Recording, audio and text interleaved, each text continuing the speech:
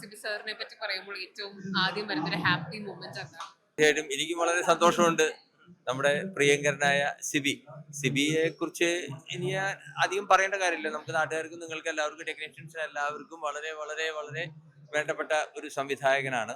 പിന്നെ സിബിയെ കുറിച്ചിട്ട് സംഗീതത്തിനെ ഇഷ്ടപ്പെടുന്നവർക്കും പ്രത്യേകിച്ച് ഞങ്ങളെ പോലുള്ള സംഗീത കലാകാരന്മാർക്കും ഏറ്റവും താല്പര്യമുള്ള ഒരു സംവിധായകനാണ്. കാരണം സംഗീത പ്രാധാന്യമുള്ള പടങ്ങൾ എടുത്തതിൽ എനിക്ക് തോന്നുന്നത് നമ്പർ 1 എന്ന് തന്നെ വിശേഷിപ്പിക്കാം. അതിനുശേഷമേ ഉള്ളൂ ബാക്കിയാരും. കാരണം സംഗീതത്തിന് അത്രമാത്രം പ്രാധാന്യമുള്ള പടങ്ങളാണ് അദ്ദേഹം എടുത്തതെല്ലാം. അത് അദ്ദേഹത്തിന്റെ ഒരുപാട് അതിൽ കോൺട്രിബ്യൂഷൻസ് ഉണ്ടായിട്ടുണ്ട്. അപ്പൊ അങ്ങനെ ഒരു വ്യക്തിക്ക് ഇങ്ങനെ ഒരു ആദരം നൽകുന്ന സ്ഥലത്ത് നമുക്ക് എത്തിപ്പെടാൻ പറ്റിയെന്ന് മാത്രമല്ല, സിബിയുടെ 40 വർഷത്തെ യാത്രയിൽ ഫസ്റ്റ് പടം തൊട്ട് യാത്ര ചെയ്യുന്ന ആളാണ് ഞാൻ എന്ന് പറയുമ്പോൾ നിങ്ങൾ വിചാരിക്കും ഞാൻ എങ്ങനെയാണ് അദ്ദേഹത്തിന്റെ പടമൊന്നും ചെയ്തിട്ടില്ലല്ലോ.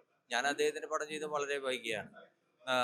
പിന്നീട് എനിക്ക് തോന്നുന്നു 88-ലല്ല 89-ലോ ഒക്കെ ശേഷം 90-ലൊക്കെയാണ് പടം ചെയ്തത്.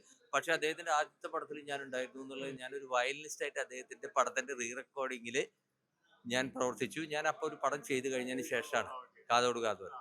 പക്ഷെ ആ കാതോട് കാതോരം പടമൊക്കെ റിലീസായതിനു ശേഷമാണ് സിബി പടം ചെയ്തത്. അങ്ങനെ പടത്തിന്റെ അപ്പൊ എന്നെ അദ്ദേഹം മനസ്സിലാക്കിയിരുന്നു. അന്ന് റെക്കോർഡിങ് സമയത്ത് ഞാൻ ശ്യാംജിയുടെ വയലിനിസ്റ്റ് ആയിട്ട് ഞാൻ ഇരിക്കുന്നു. അങ്ങനെ ഞാൻ വയലിൻ വായിച്ചുകൊണ്ട് ഞാൻ ഈ പടം കാണുന്നുണ്ടല്ലോ, പടം എനിക്ക് വളരെ ഡിഫറെന്റ് ആയിട്ട് തോന്നി. അന്നേ വളരെ വ്യത്യസ്തമായ, അതുവരെയ്ക്കും ഇല്ലാത്തൊരു പ്രത്യേക അപ്രോച്ച്.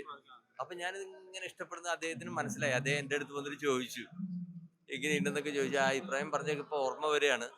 അപ്പൊ എല്ലാം ആശംസകളും നേരുന്നു സിബിക്ക്. സിബി സാറിനെ കുറിച്ച് പറയുമ്പോൾ സാറിന്റെ മനസ്സിൽ വരുന്ന ഒരു പാട്ട് ഏതാ?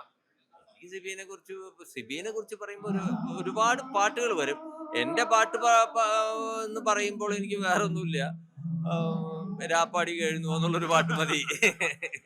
ആരൊറ്റ പാട്ട് മതി ഏറ്റവും കൂടുതൽ ഇമോഷണലി ഇത്രയും കണക്ട് ചെയ്തിട്ടുള്ള ഒരു പാട്ട് ചെയ്തിട്ടുള്ള പടവും പാട്ടവും വേറെ.